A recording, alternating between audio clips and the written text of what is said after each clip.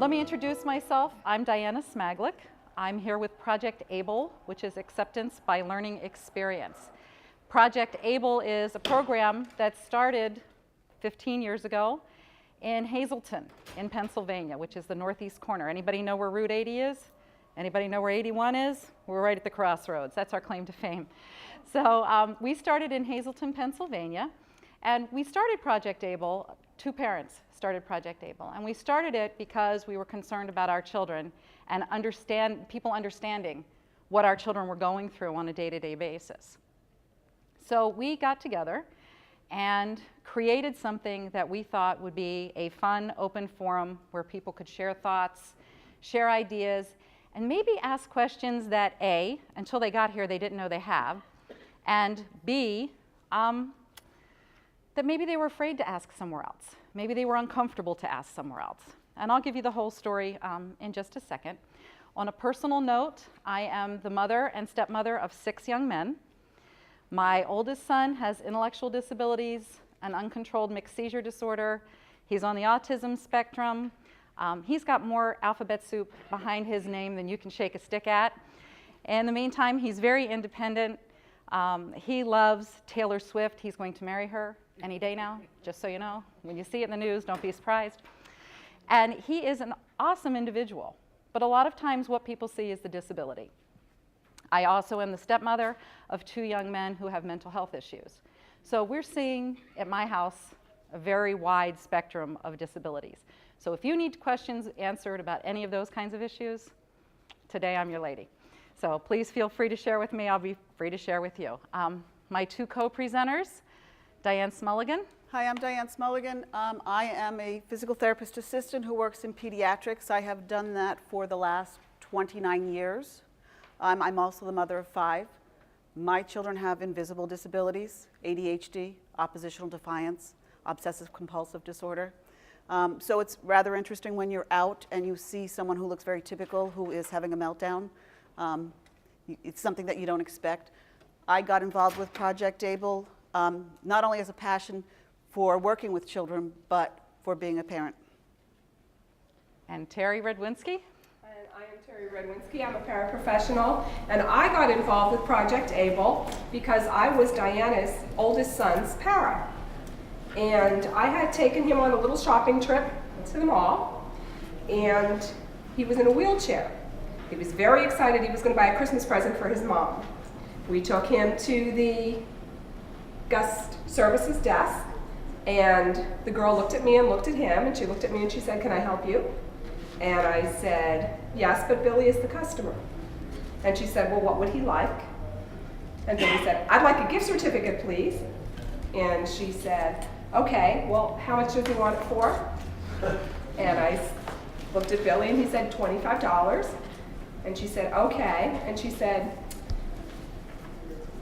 "Would he like it gift wrapped?" And I said, "Well, you can ask him." And she went, "Would he like it gift wrapped?"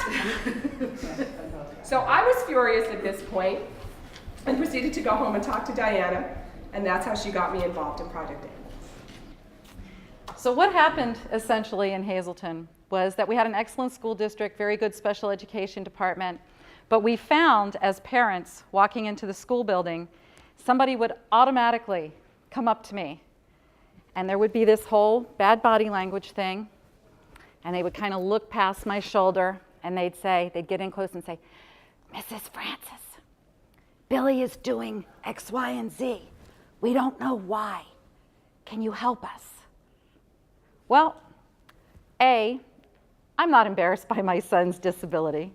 I'm in the school all the time. Feel comfortable asking me. You know, don't be embarrassed. Just come up, just ask me. But I think my feeling was that these individuals were uncomfortable because they were paraeducators, sometimes other students, sometimes administration, sometimes therapists, who felt they should know, didn't know, and were embarrassed to ask. So we thought, as we got to talking about this and saw this happening all over the district, how can we create an environment where people aren't afraid to ask questions? If they want to know what a seizure looks like, where can they ask it? If they want to know what kids with ADHD really go through, where can they ask it? And how can they ask it? So we went back to the old adage of walk a mile in my shoes. Probably lots of people here have been through simulations that simulate various kinds of disabilities. Well, that's all well and good, except in our experience, they were all pity-based. It was, isn't this hard? Isn't this horrible? Wouldn't you hate to go through this every day? And we're looking at this and we're thinking, you know, okay, my son uses a wheelchair sometimes, but darn, it takes a lot of skill to navigate a wheelchair through a crowded mall. That's a skill set. That's an ability that we need to recognize and we need to acknowledge for what it is. Because we need to value people for what they are, who they are, what they can do. So we decided to make a abilities-based program. If you see in most of your literature that we handed out, everybody should have a purple folder. If you see in there, most of the time when we talk about the word disabilities, we have a capital A in it. And that's a little bit hokey, we know that. But the purpose is to make you think about abilities the whole time that you're talking about disabilities. Because I know people who have very limited use of their hands who get up every day and dress themselves and keep their house clean and are CEOs of companies. They obviously have a set of abilities we need to acknowledge and recognize. Just because they do it different doesn't mean they're doing it wrong. And we need to treat it as an ability. So we started this program in 1999. We have actually presented to almost 20,000 people over the last 14 years. We have worked with everybody from preschoolers, doing a disability awareness and acceptance at very little kid levels, answering questions for them, to working with SVU officers, special victims units officers, talking about abuse, because children with disabilities are much more likely to be abused than other children. So we have covered the spectrum and provided a forum for people to experience for a few moments what it's like to have a disability and kind of level that playing field, maybe open your mind to new ideas, and like I said, questions. That's our key focus, is those questions. So today, what you're going to have a chance to do is to go to several stations. You can see we have tables set up around the room that simulate a specific set of common disabilities. You'll have an opportunity to go through them, to take your time, to ask questions.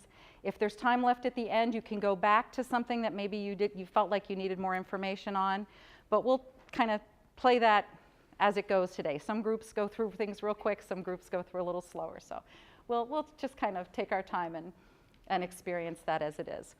There's a couple things we're going to do as group activities. So I hope everybody will participate and be a little bit open-minded when it comes to those activities as well. The first activity we have over here is communication. Now this is one that you do by yourself if you have time in between the other stations. But communication is something that we do on many levels, okay?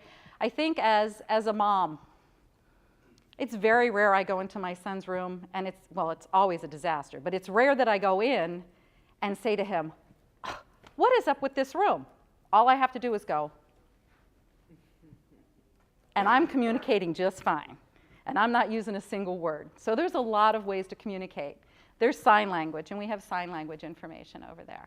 A lot of schools, a lot of kids in the schools now are using iPads or various types of touch talkers. Does anybody work with a student who uses a communication device? Wonderful. Absolutely wonderful. We have some touch talkers here with us that we use.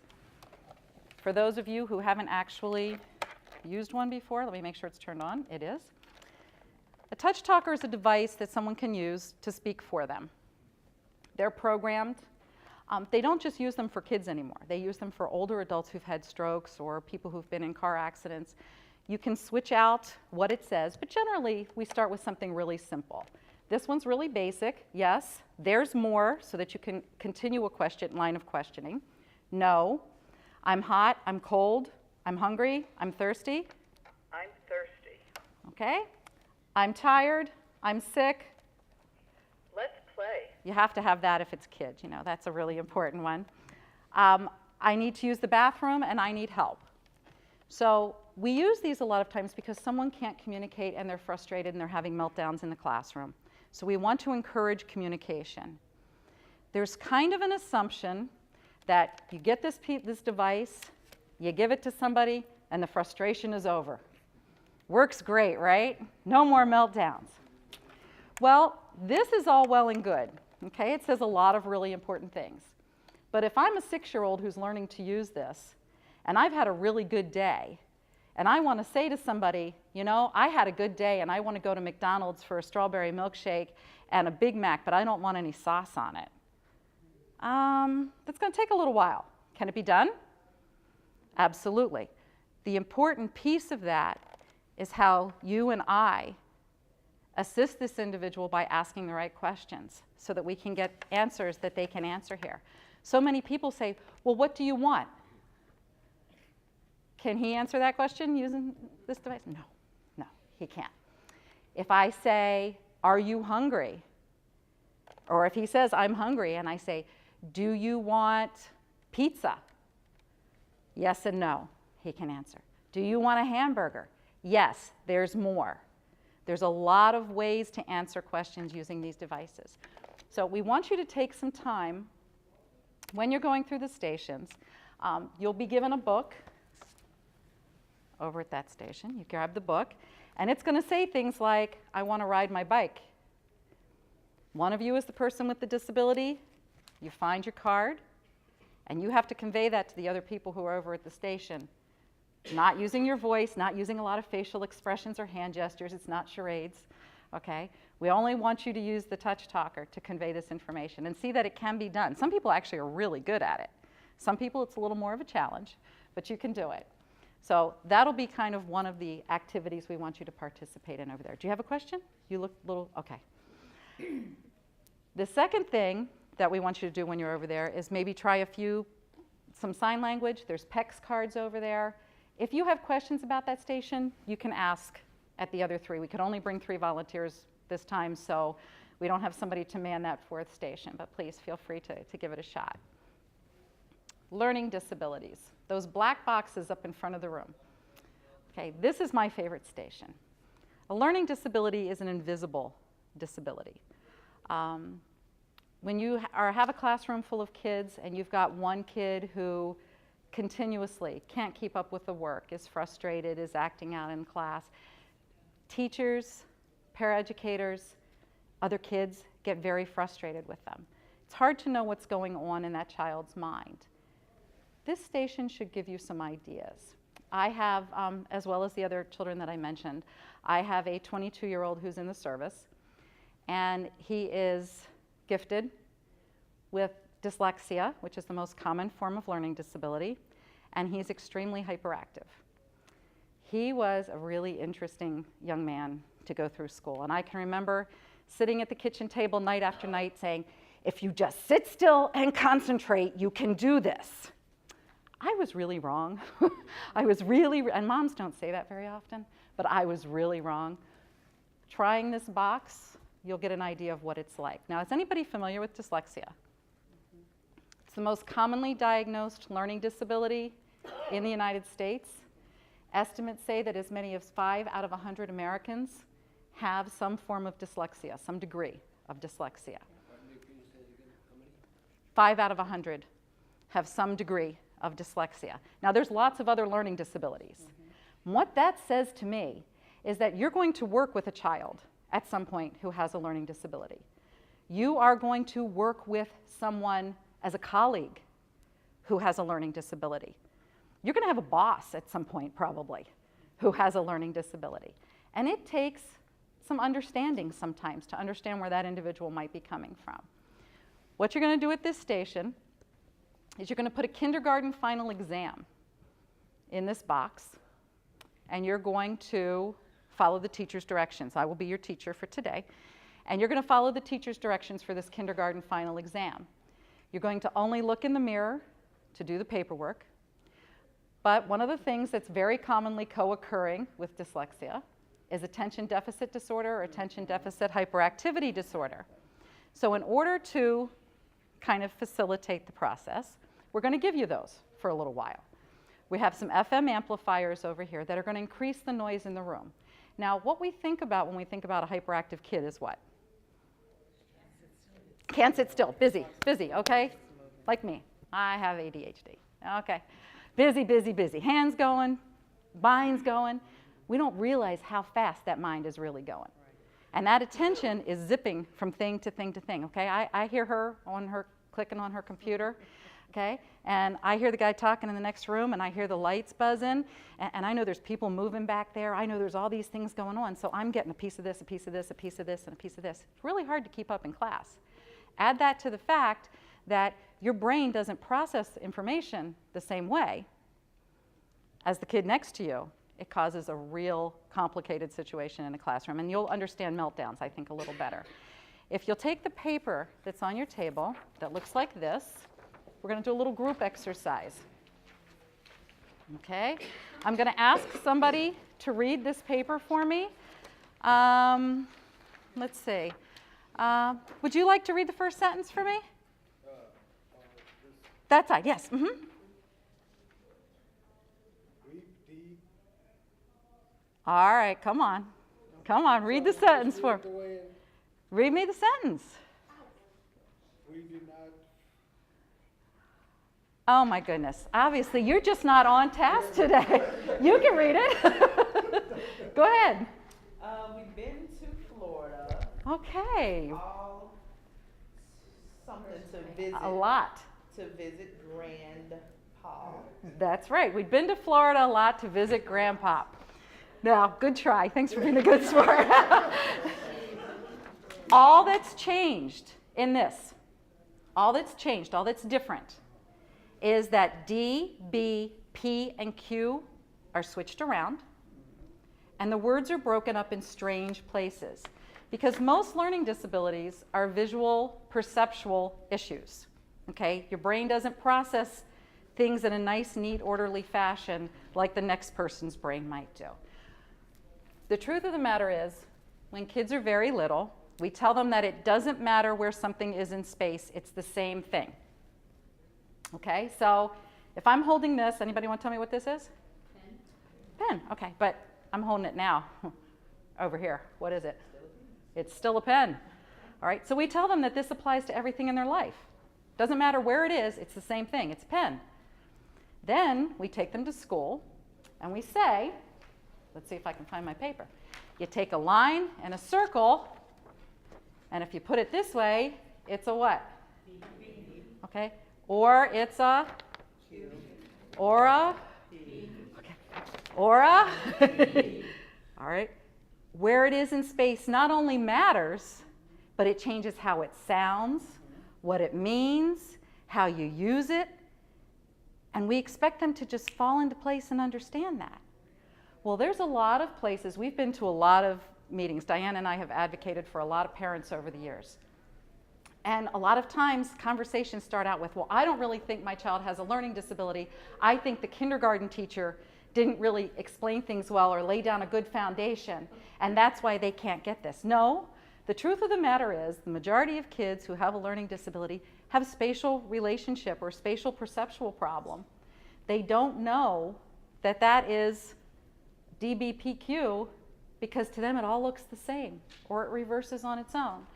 When you have dyslexia, there's information on a paper, your eyes take it in, well, when you're a typical person, an individual without dyslexia, your eyes take it in, flips it around, you process it, you flip it back, you regurgitate it onto the piece of paper.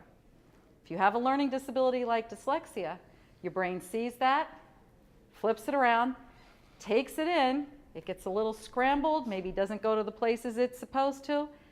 It doesn't flip it back around, it comes right back out the way that it is. So if a kid says to you, but my paper looks just like his, and the papers are night and day, chances are that child is really seeing those two papers as very, very similar.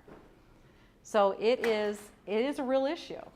And you'll have an opportunity over here to really give it a shot and see how with your intelligence and your abilities, it's still really hard to do this exercise. So this station is ADHD, learning disabilities, and it's also very typical of autism. Not the learning disability part, but the auditory piece is very typical of autism because of the overload. They talk about the noise overload. It's very common in ADHD and autism.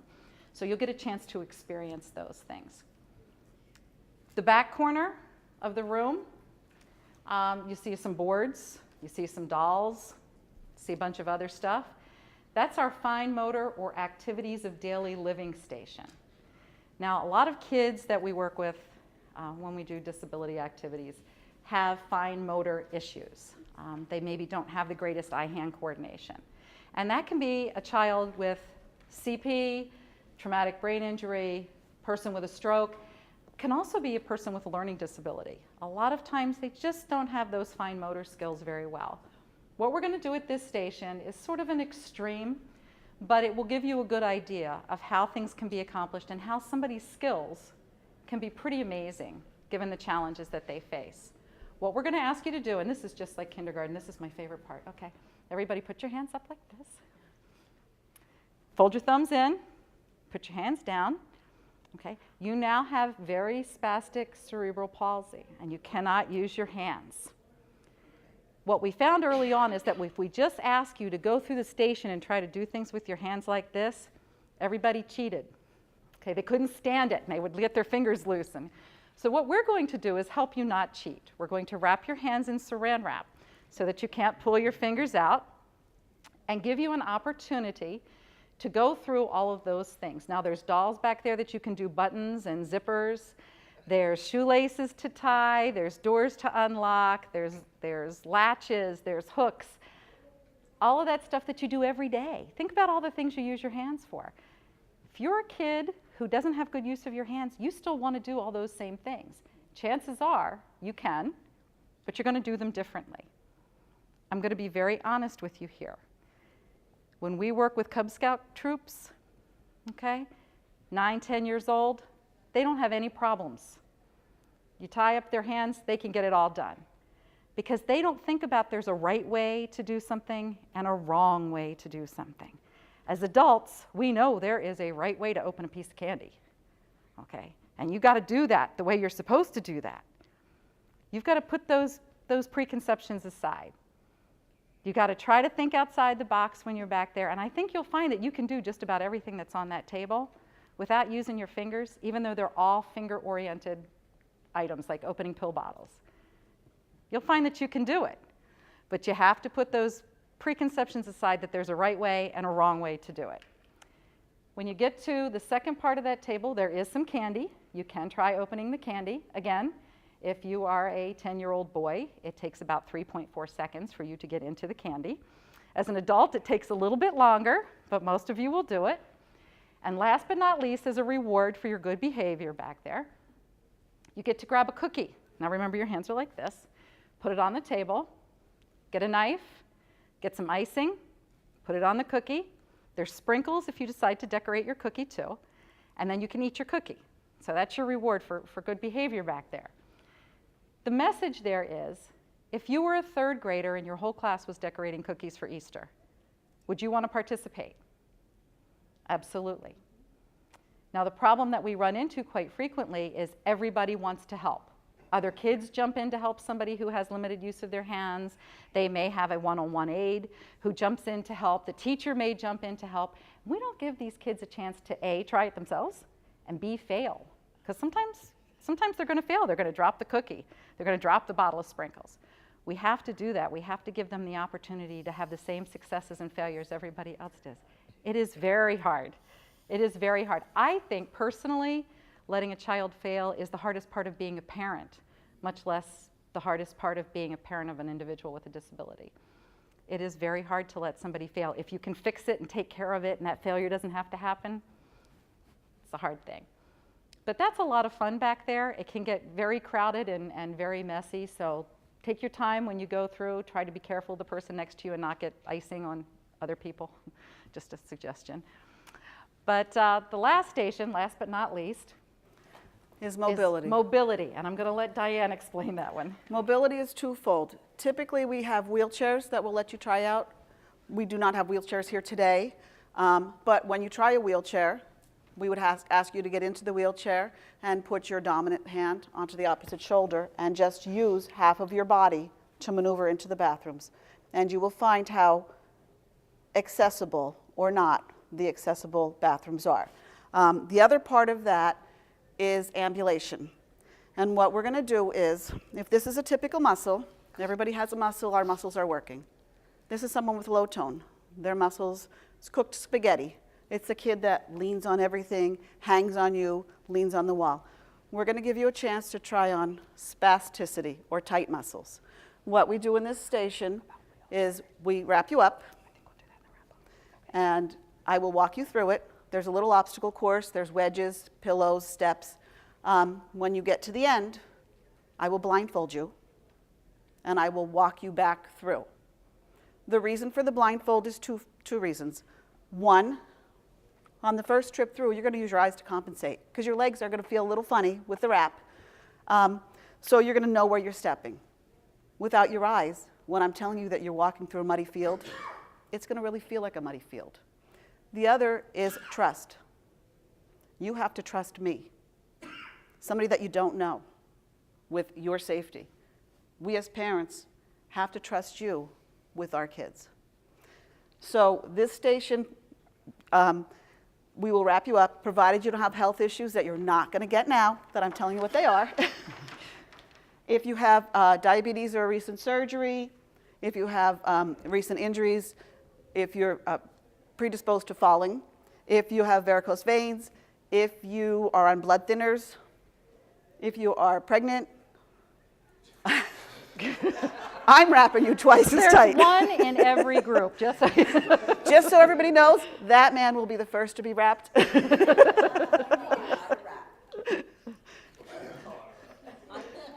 also tell you this one, you don't have a kid.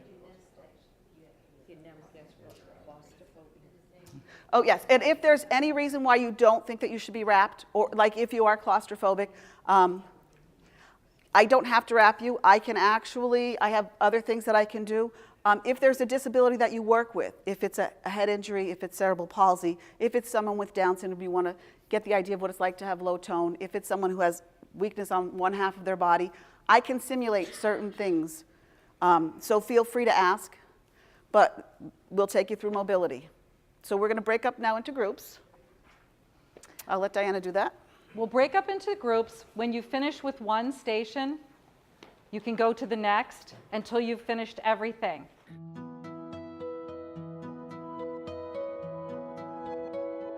So it's not a case of these children are not intelligent. It's not a case of they don't want to do the work. It's a case of their brain and their mind are not working with their hands to create the same thing that you're asking them to reproduce. It's really a difficult process.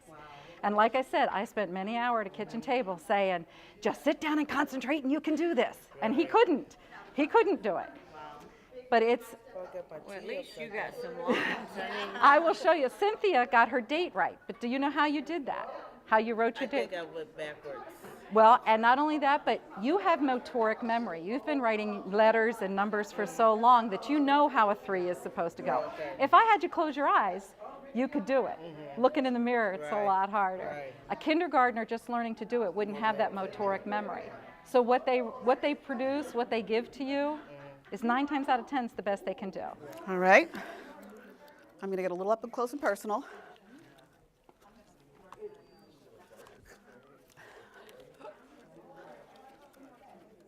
I'm going to have you pick your toes up. Yep. Pick your toes up. Thank you. Oop. And then we will walk you through here. Okay. Ready? I'm going to hold your hand. Let's come over here. Okay. So we need to go up our little ramp onto our platform to go down our ramp. Big step up. Good job. Now we're going to go through the muddy grass. Thank goodness we're at the bus stop. Big step up onto that now bus. I know how Hayden feels. Yep, big step up, come on. Big step down. And then if you have kids behind you saying, hurry up, hurry up. Sometimes it's okay to say to the other kids, wait. Okay. This is going to be the... You're going to be fine. I'm going to hold your hand. Okay, you ready? We're at the bus. So we're going to go home. Step up. Big step up, big step up. Good job. Big step down. We got to go through that muddy field, through the mud. Oh my gosh. It's very muddy. Okay, up that old rickety ramp.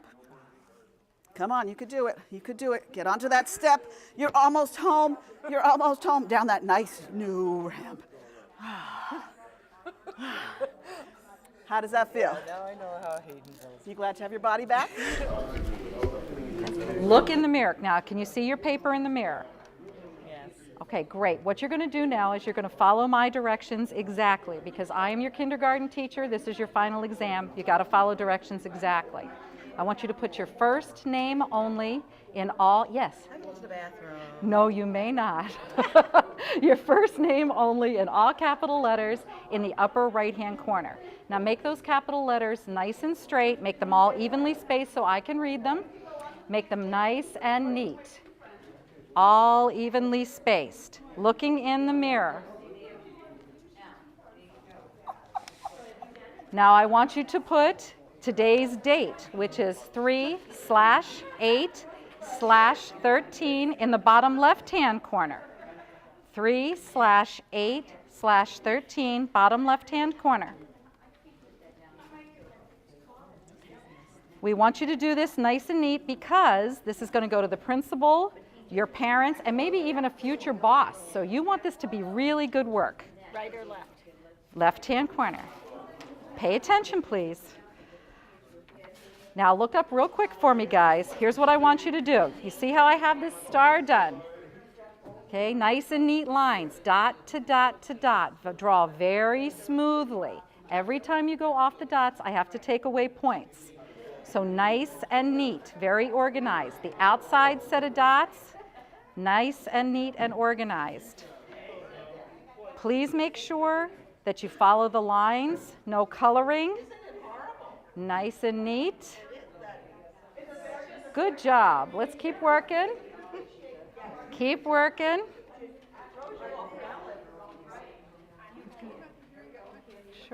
Sure, absolutely. Now, can everybody hear me through your headphones? Your headphones are like ADHD. You're picking up all the noises in the room.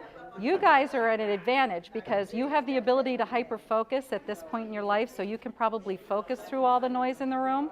If you were a kindergartner, you wouldn't have developed that ability yet, and it was going to be very hard. You can hear the noises behind you. You can hear me talking. You've got teachers that use lanyards and shake them around or play with change in their pockets, who walk around on high heels that go click, click, click.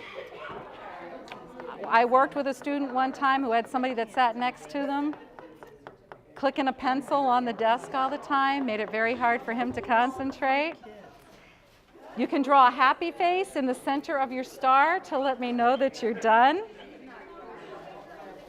You've got 5, 4, 3, 2, 1. All right, let's take those papers out. Let's hang up your ADHD, and let's talk about your grades. Obviously, I'm a perfectionist because I couldn't finish the script. Oh my goodness, this is a mess. I thought Oh, what was goodness. interesting is I could go one way, but once I figured it out, I could go that direction. But you couldn't get it to come back. I could not get it to go back. Oh my Your gosh. brain is not talking to your hands. Really? Your brain is so used to doing things the way that it's used to that it can't process this new piece, which is not turning it back around again. And as you can see, you're just as intelligent as you were when you started this exercise. Yes. Well, I don't know what that is. The good news is, show your paper. Some of you were able to write your names and write them pretty well because you have motoric memory. You've written your names over and over and over again over the years. A kindergartner wouldn't have that motoric memory. The other thing is that the kindergartner may think that their paper here looks just like this one and not understand why you're angry and why you're I did upset. the same thing over and over and over again. What's your name? You know? His name is,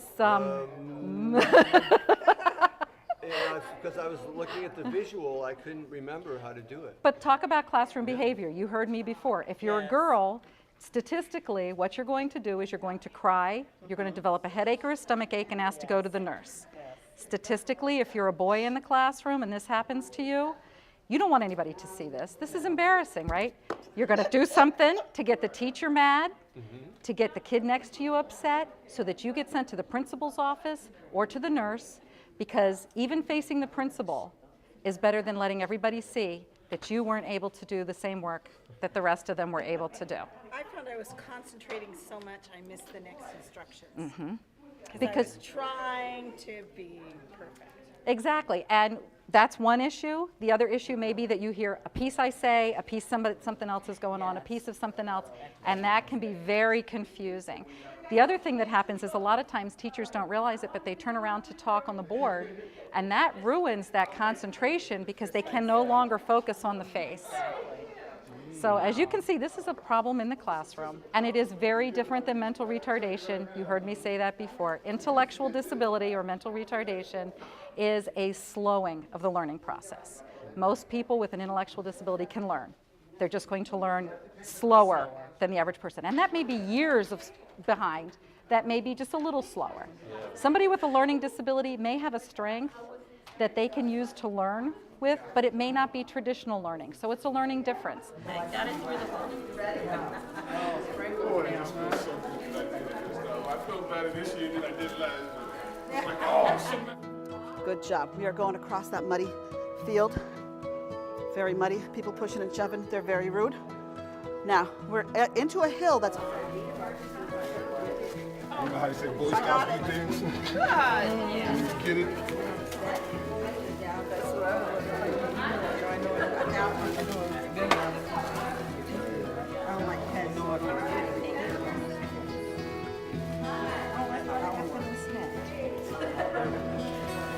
Got it. Good job. Big step down. Good job. Now, we're going to that muddy field. Okay? It's a very busy muddy field. Oh my goodness, people are pushing and shoving. Oh my goodness. I wish they would mow it too, but...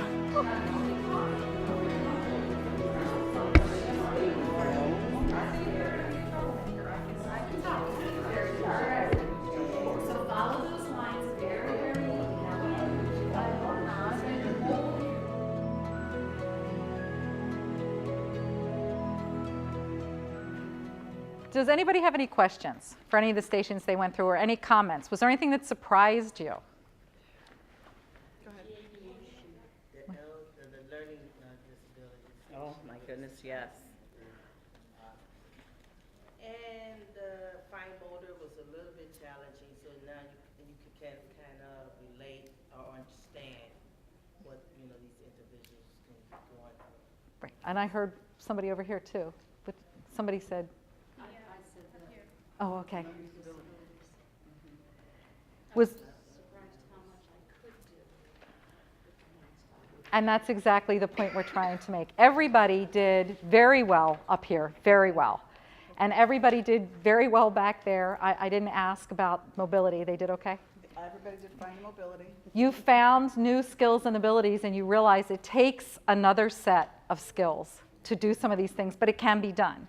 And just like we talked about before, giving somebody the opportunity to try, to stretch, to grow, to do these things, sometimes that's the hardest part of our jobs, is to give them that space. So if they turn around and they start trying to tell you that I can't do it, then you just turn around and say, oh, yes, you can.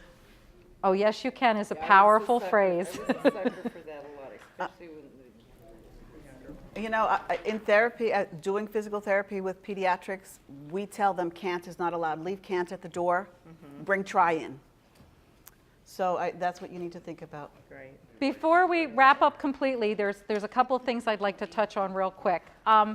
We're all professionals in one way, shape, or form or another in this room. And we do a lot of things every day, and some of them we think about very intently, and some of them we don't. And one of the things that's come back to us of working with school districts over the years have been people get very, very comfortable sometimes working with children who use wheelchairs or other mobility devices. They get so comfortable, in fact, that they break a lot of the rules for working with people in wheelchairs. One of those things, and we see this happen all the time, is people who lean on somebody else's wheelchairs. Now, Diane and I have been friends, well, we thought we were, for a long time. But if I lean on her wheelchair, that's an intrusion into her personal space. Now, if I came up and I leaned on her leg, we'd all be pretty uncomfortable here, right? Yeah. That's not a comfortable scenario. Well, that's what I'm doing when I'm leaning on the back of her wheelchair. She's using that device for mobility. That is an extension of her and an extension of her personal space. We need to make sure we respect it. Am I saying you can never lean on somebody's wheelchair? No.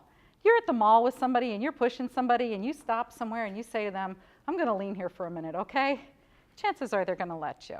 So it's not a hard and fast rule, but sometimes we forget about that space issue.